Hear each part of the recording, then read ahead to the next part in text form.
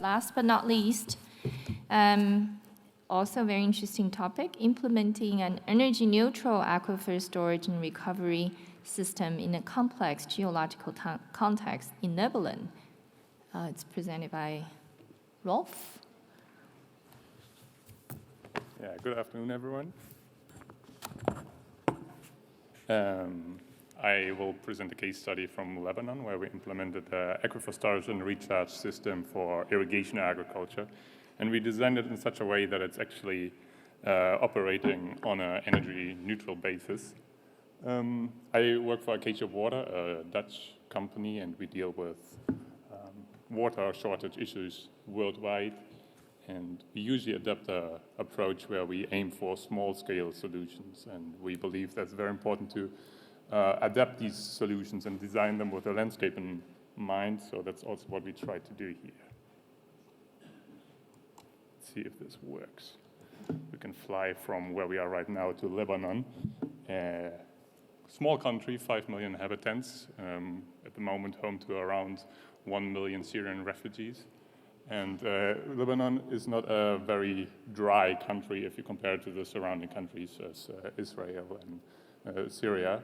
But it does have the problem that water falls during the winter, and then the runoff ends up in the Mediterranean Sea very quickly.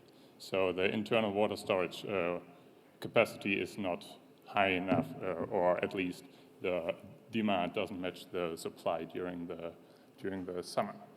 So managed aquifer recharge has been on the plate in Lebanon for quite a while, and it is an obvious solution to buffer this water that's available during the winter to be used for irrigation during the summer. But for various reasons, it hasn't been implemented, or it has not become effective beyond some testing situations. And one of the problems is the geology of Lebanon. The mountain ranges here to the right, that's the Lebanon mountain range, and to the left, also the border with Syria is the anti-Lebanon. That's all karstic limestones and dolomites. And karst is a carbonate aquifer or a carbonate rock that through dissolution processes develops conduits and sinkholes like this one in Lebanon, where water just basically disappears and flows very quickly into all directions. And to store water in such a geological setting, at least if the karst is highly developed because it's old, as is the case in Lebanon, then that's quite a challenge because you just don't know where water that you infiltrate at one point will end up. So what we did is we went back to the geology and we focused on sites where we have unconsolidated sediments, consolidated sediments of Quaternary and Miocene age, and also sandstones. And so in these sediments, of course, water would stay closer to the point where it's infiltrated, closer to the infiltration well, because you don't have the effect of the karst where flow rates are high and it's dissipated quite quickly. But we realized very early on in the project that required quite a paradigm shift within our project team, actually, because the local project partners, they're used to high-yielding wells that are drilled in karst, because as soon as you hit a fish in karst, you might up with a well of 10 liters per second or more easily. So often these aquifers are seen as unproductive because wells will yield 3 liters per second or less. But at a small scale, it's still water that you can pump out and also infiltrate, for that matter. The Bekaa Valley, which is the site that we finally choose for our pilot project, is simplified as the bathtub, where we have the outcrops of karstic limestones to the left and to the right, and alluvials, Quaternary and Miocene in the middle of up to a couple of 100 meters thick. The water system can be simplified like this, where a lot of recharge happens through the very permeable outcrops in the mountain ranges and then flows to the middle of the valley. And where the more permeable karst layers hit less permeable layers, springs surface. These springs then flow into the Litani River, which is the longest river in Lebanon, that would finally end up in the reservoir there in the distance.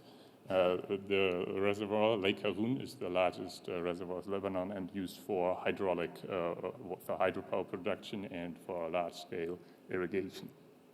Well, and over decades, water level, decreased dramatically, actually, mainly due to irrigation agriculture. And implementing ISMAR would help to mitigate this problem a little bit. So we chose a site just upstream of the lake back there for our ISR scheme, which is simplified here. So we catch water from around 3 square kilometer large catchment that becomes available during winter months, and it's basically surface runoff and snow melt. And this is then led through a pipeline to a filtration container.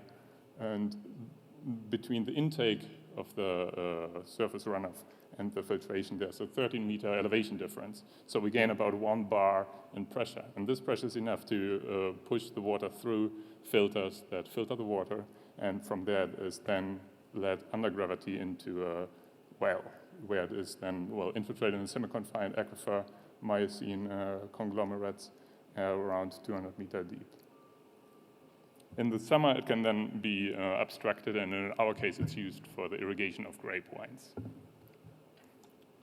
Here are some impressions from the site. The construction, then to the right, to the upper right, you see the filtration unit with a backup generator, and we have solar panels for the operation of the pump, because the irrigation is also energy neutral, so we can actually irrigate the crops with solar panels in a 7.5 kilowatt pump.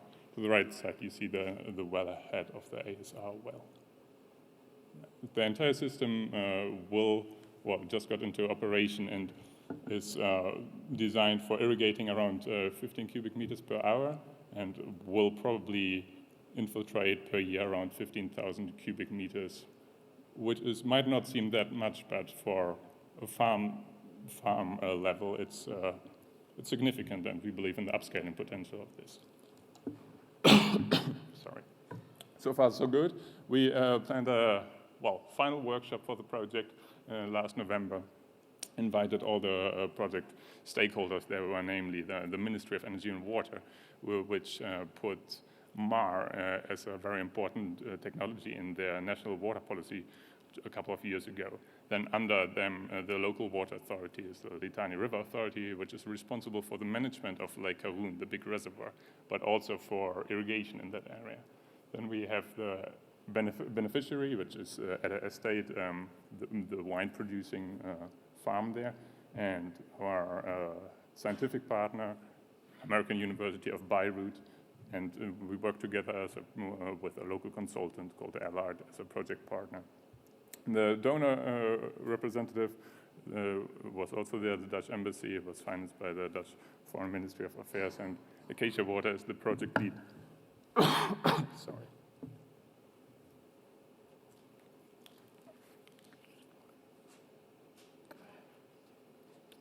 Well, unfortunately, the hosting organization, the local water authority, blew off the workshop 2 days ahead, or 2 days before it was scheduled. And in the coming weeks, it became clear that there were, contrary to our perception, very much opposed to the project. Because the project is situated upstream of Lake Haroun, and even though the volumes we infiltrate there are nothing compared to the storage of the dam, of course, the fear they voiced towards us, at least, was that upscaling would take away water that would be needed in the dam, in the reservoir. Well, we had discussed all the benefits with them before and thought they would be convinced. And just the major benefits are, of course, that water is stored locally where it's needed. Water is stored without risk of contamination, and Lake Haroun, unfortunately, is very contaminated. You don't have any evaporation losses, and finally, you might also do something to bring the groundwater level back where they once used to be. But all this didn't matter because their agenda is to the management of the lake, hydropower production, and large-scale irrigation schemes further downstream. So in an internal exactly. So there was one problem. The other problem was that the project came to an end. Development aid, 2 years project, quick results were demanded, and we needed some more time for optimization, but also for stakeholder involvement. So we asked for a budget-neutral extension from our donor, but unfortunately that wasn't granted, basically due to bureaucratic issues. And that led to the project closure after 2 years exactly, and there still remains some work to be done. Even though it's operational, we had to abandon it a bit too early to, roll it out to upscale and to optimize the entire thing. So we went back in an internal evaluation and did some stakeholder mapping. And I don't know if many of you are familiar with this, but it's basically a matrix of where you can score where the stakeholders and how much they support the project and how influential they are. And this is how we would have liked the stakeholders to be represented there. And you can already see it's all very much in favor of the project, of course. But the reality was more like this, that the regional water authority was very much opposed for reasons that we had underestimated, and was actually more influential than the ministry, because they were able to pressure the ministry into revoking the support for our project, which we really had not foreseen. Furthermore, we were quite surprised also that the donor agency itself wasn't more supportive. And a little surprise was that the beneficiary, very supportive and very happy with the entire project, was actually also more influential than we had thought, due to old political ties, and was able to go through with the project up to now. So a couple of lessons learned is that this stakeholder mapping should have happened much more earlier, and that if possible, put some time into finding out about the official and unofficial power distribution of institutions, because that can really kill a project. And then, based on that, do continuous stakeholder involvement. Further lesson learned is the discrepancy that these projects often have between the expectation and the duration. What's expected for a project like this is basically to help rescue the entire Lebanese agriculture sector, but then you have 2 years and limited resources. So I wanted to share with you the news of this ISMAR system in Lebanon, and I hope to convince you that it's a good technology to mitigate the Lebanon's water problems. And the problems on the way on upscaling it are not so much geological or technical, but they are more institutional and political. And for that reason, stakeholder mapping and stakeholder involvement at a very early stage are key to these projects. And maybe as a message to those who draft these programs that aim to roll out these technologies, especially in the developing world, please match the project expectations and the project duration, because change needs time. Thank you. Thank you. We have time for questions. Any questions?